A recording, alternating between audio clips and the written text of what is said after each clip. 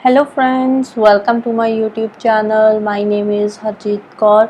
First of all, a very happy Independence Day to all of you. तो आज हम discuss करेंगे 15th of अगस्त के daily current affair questions.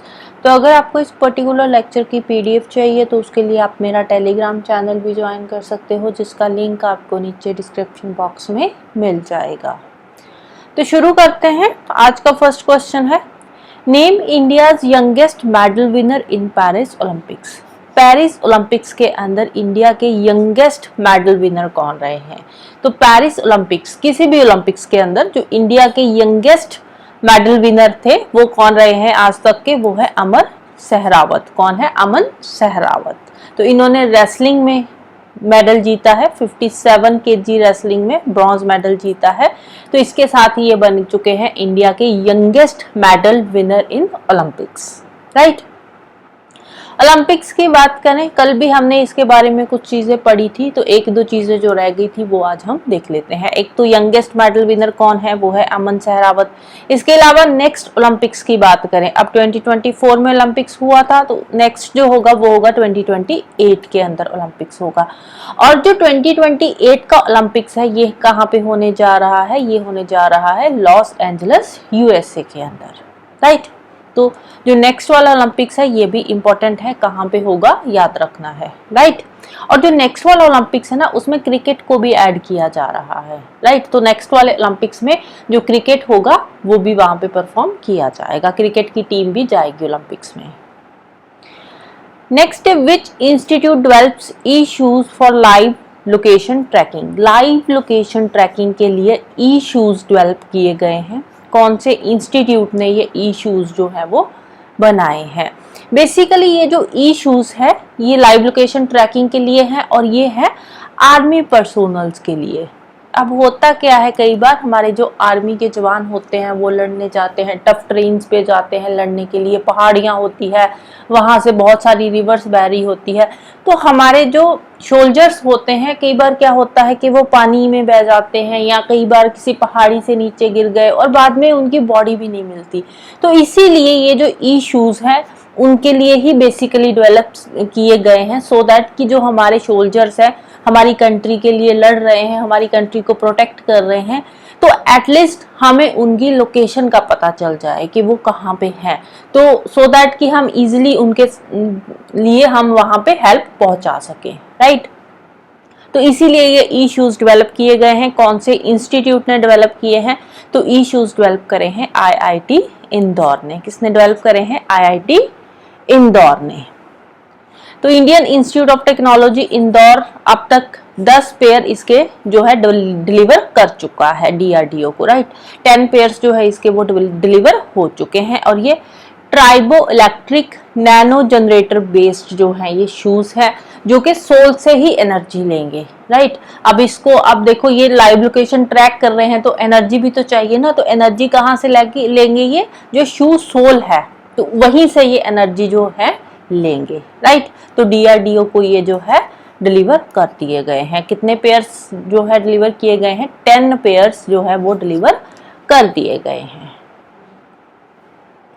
Next है तान सू शान। Tan Su Shan has been appointed as the first female CEO of. अब देखो ये फर्स्ट फीमेल CEO है तो इम्पोर्टेंट हो जाता है। तान सू शान पहली फीमेल CEO बनी है किसकी? कौन सी इंटरनेशनल बैंक की? तो बैंक का नाम है DBS, developmental bank of Singapore की ये बनी है पहली फीमेल CEO। नाम है तान सू शान। नेक्स्ट है, who has been appointed as the MD and CEO of multi commodity exchange of India Limited. Multi commodity exchange of India, short में इसको बोलते हैं MCX, Multi commodity exchange of India की नई MD and CEO appoint करी गई है। किसने अपॉइंट करी है? तो ये अपॉइंट करी गई है SEBI के द्वारा। राइट, ये अपॉइंटमेंट करी गई है बाय द SEBI। किसको अपॉइंट करा है? परवीना राय को अपॉइंट किया गया है as the MD and CEO of multi commodity exchange of India limited. Next है EAM, external affairs minister doctor Jaishankar inaugurates Addu reclamation and shore protection projects in which country? Addu atolls इसके बारे में तो सुना ही होगा, अड्डू अटॉल। अब ये जो अड्डू अटॉल है ये कौन सी कंट्री में है? अड्डू अटॉल है मालदीव्स में, राइट। कौन सी कंट्री में है? मालदीव्स में है। तो मालदीव्स में ये Addu reclamation and shore protection project जो है वो शुरू करे गए हैं। आप देखो जो मालदीव्स है वहां पे सबसे ज्यादा जो इंडस्ट्री चलती है वो कौन सी है? वो है टूरिज्म इंडस्ट्री। तो ये जो Addu reclamation and shore protection project शुरू किया गया है वहां पे, ये बेसिकली टूरिज्म को बढ़ावा देने के लिए ही किया गया है, राइट। तो इसकी इनॉग्रेशन करी है हमारे external affair minister doctor Jaishankar ji ने, राइट। हमारे जो एक्सटर्नल अफेयर मिनिस्टर्स हैं, राइट। तो कहाँ पे है ये Addu reclamation and shore protection project? Maldives के अंदर, राइट। तो मालदीव्स की कैपिटल की बात करें तो कैपिटल क्या है इसकी? इसकी कैपिटल है माले। कैपिटल क्या है? माले। नेक्स्ट है what is Ashok, Chandragupta and Kalpataru? Kalpataru, Ashok, Chandragupta and Kalpataru, क्या है ये तीनों चीजें? ये जो तीनों के तीनों है ये रिसेंटली डिस्कवर किए गए हैं। ये ओशियन स्ट्रक्चर्स है, ओशियन के नीचे हमें स्ट्रक्चर्स मिले हैं, कुछ रिजेस वगैरह जैसे सी माउंट्स या रिजेस वगैरह होते हैं, तो उनके ये नाम रखे गए हैं। इंडियन ओशियन में है ये मिले कहाँ पे है? इंडियन ओशियन में ये मिले हैं, तो इनका नाम रखा गया है अशोक, चंद्रगुप्त एंड कल्पतरु।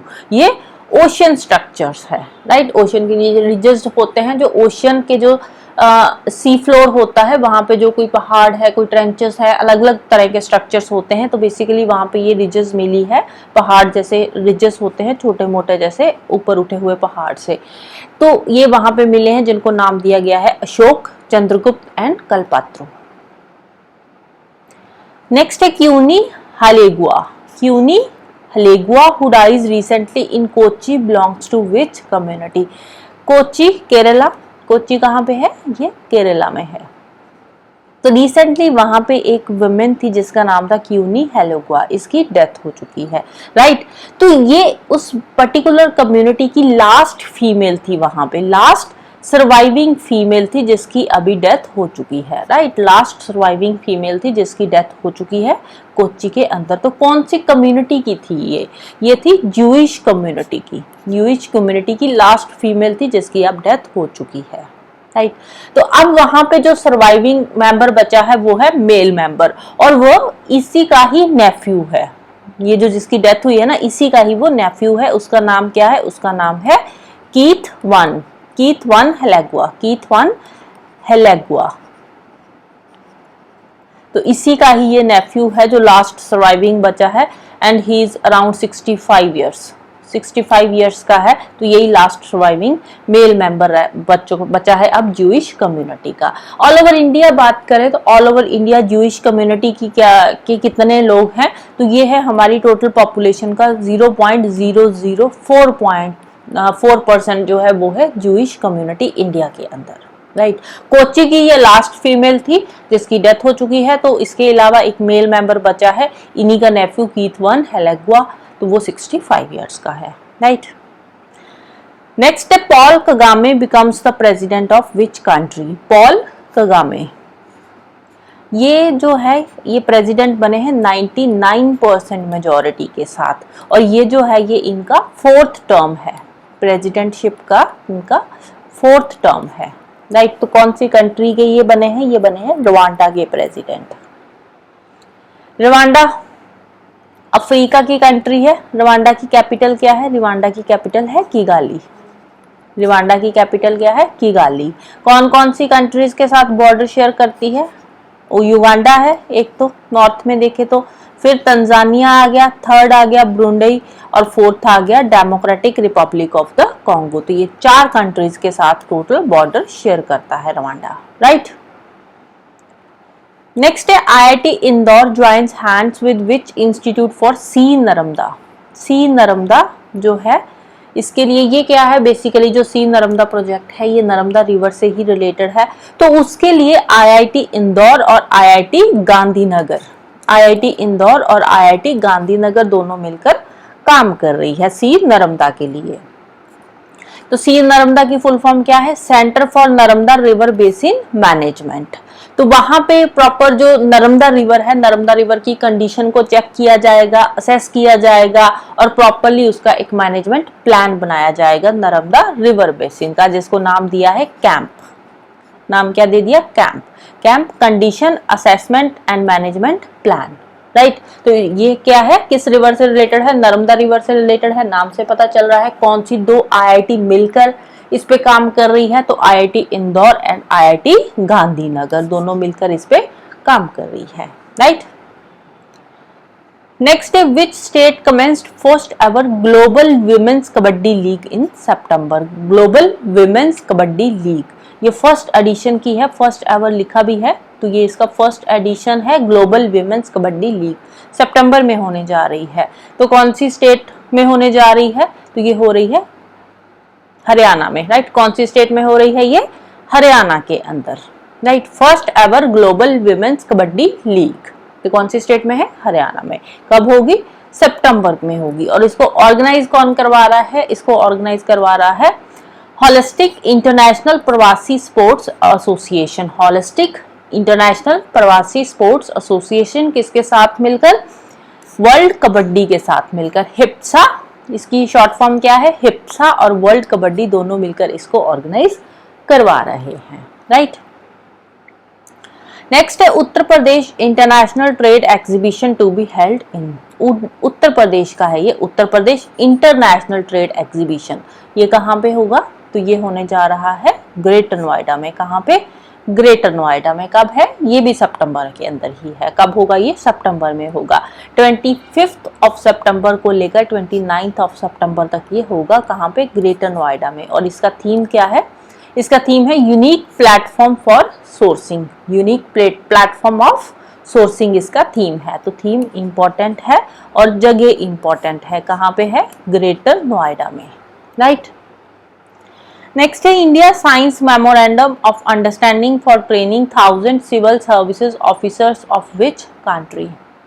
अब ये जो मेमोरेंडम ऑफ अंडरस्टैंडिंग साइन हुआ है, तो ये एक तरह से ये रिन्यू हुआ है, ये फर्स्ट टाइम नहीं है, ये इसको रिन्यू किया गया है 1000 सिविल सर्विसेज की ट्रेनिंग के लिए। जो सिविल सर्वेंट्स बनकर आते हैं तो उनकी पहले ट्रेनिंग होती है, तो वो ट्रेनिंग के लिए कौन सी कंट्री के सिविल सर्विसेज इंडिया में आ रहे हैं, कौन सी कंट्री के साथ ये मेमोरेंडम ऑफ अंडरस्टैंडिंग साइन हुआ है? तो ये साइन हुआ है मालदीव्स के साथ। कौन सी कंट्री के साथ? मालदीव्स के साथ, right. So that's all for today. Hope you like this video. Thank you, bye bye and have a nice day.